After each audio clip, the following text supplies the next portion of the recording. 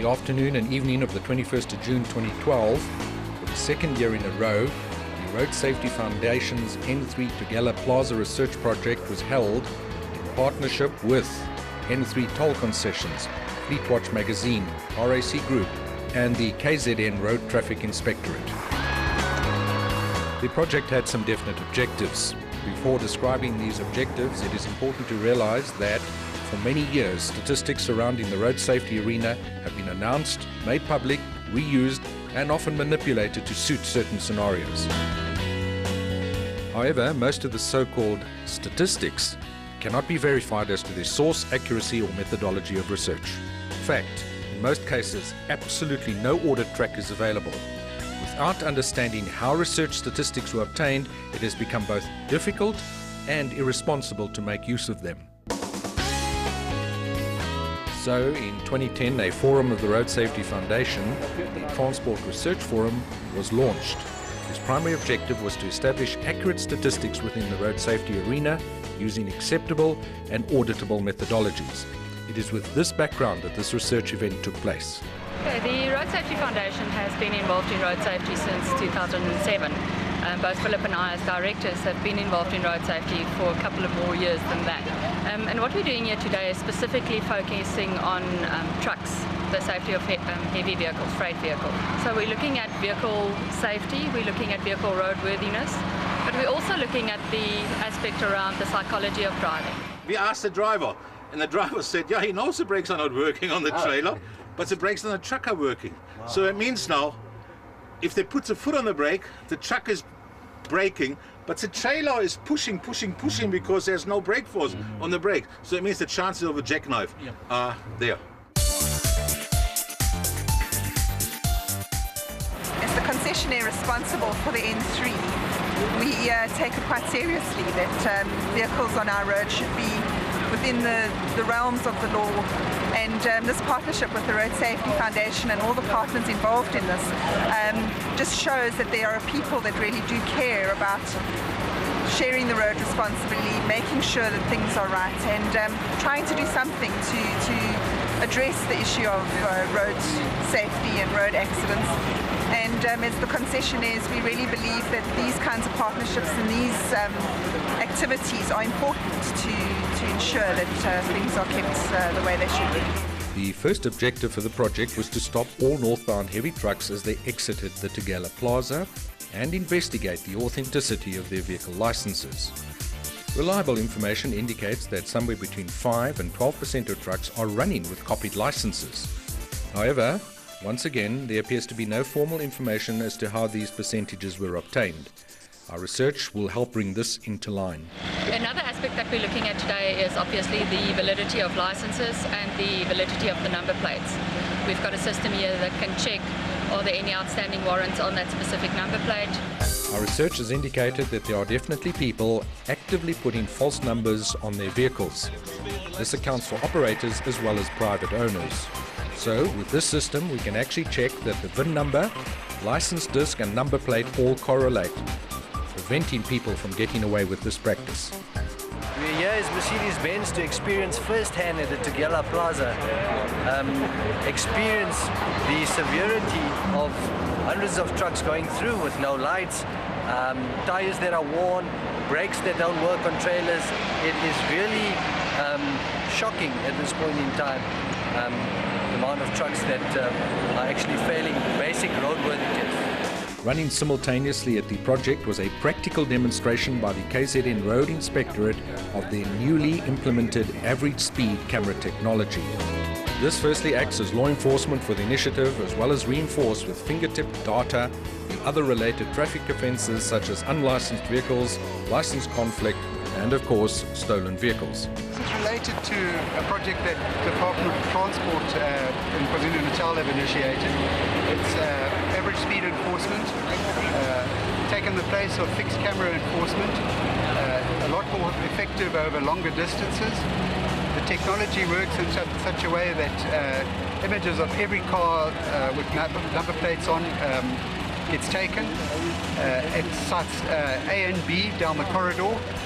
Obviously we want to measure between sites A and B. They could be up to 70 kilometers apart. but the idea is to do average speed enforcement over longer distances. Every number plate is recorded. That gets relayed back to our offices in Pietermaritzburg. The number plate then gets sent up to what we call a joint information system up in Johannesburg. That in turn reads eNatus, Unicode, which is the SAP's stolen vehicle database. It also reads sub-databases for warrants and any special databases that we might like. It's encouraging to be able to pick on the truck industry as well as the normal traffic, because it is often the trucks that are causing the accidents on the corridor.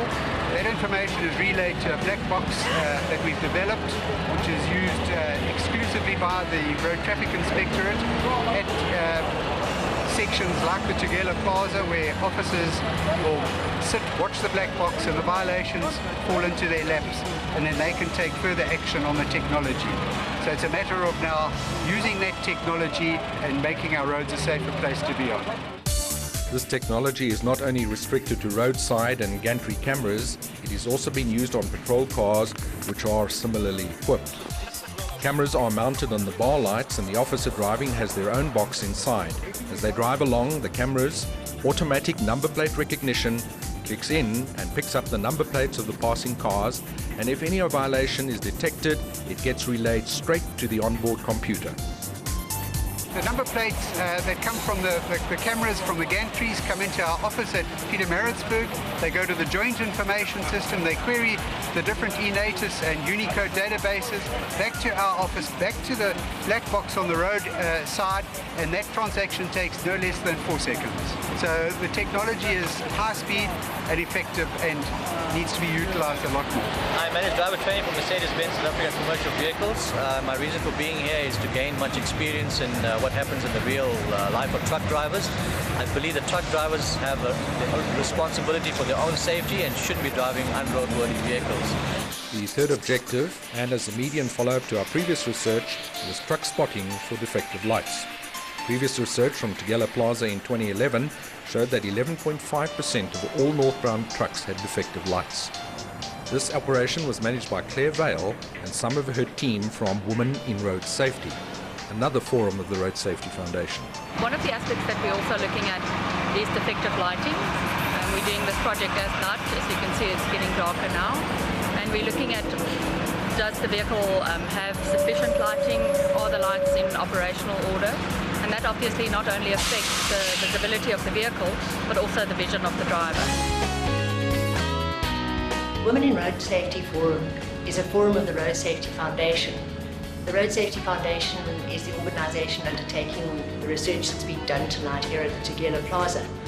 Our contribution is to examine vehicles and identify trucks in particular with defective headlights and tail lights so that they can be pulled over after the plaza and then either fined or taken off the road. The Women in Road Safety Forum was established last year, and the panel consists of some very influential and powerful women in South African business, mainly in the automotive sector, and our feeling was that it's about time that women stood up and did something positive towards changing the problem we have with road safety in South Africa. Women in particular can be very severely affected by road safety, particularly if a family loses a breadwinner and then a mother is left to fend for the family on her own, and it creates immense hardship.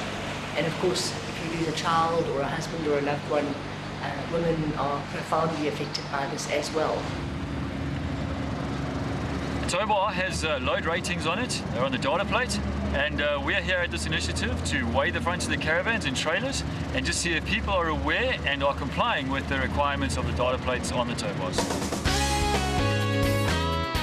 RAC's support of this initiative, in cooperation with MAN Truck and Bus, serves to underline the importance that we place on safe driving, both in urban areas as well as on motorways.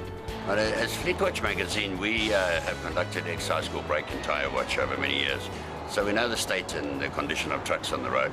And an initiative such as Philips Hold and the SA Road Safety Foundation lighting campaign and checking licenses and false licenses, we totally support, because it's all in the interest of road safety. It's actually all about road safety. It's all about saving lives. There's too many people being killed out on the roads, and we can't wait for government to do anything. We've got to take private initiatives. We've got to work in partnerships as much as we can, and we've got to get this thing right on the road. 15,000 deaths on the road per year is just too many. We can't accept it anymore. And the research that Philip did last night really helps to quantify the situation, quantify the problems, so that action can be taken. If you can measure, you can manage. We encourage all operators just to take extra care of their trucks. Not actually extra care, just go back to the basics of maintenance, and you're going to be okay out there. There's too many unroadworthy trucks.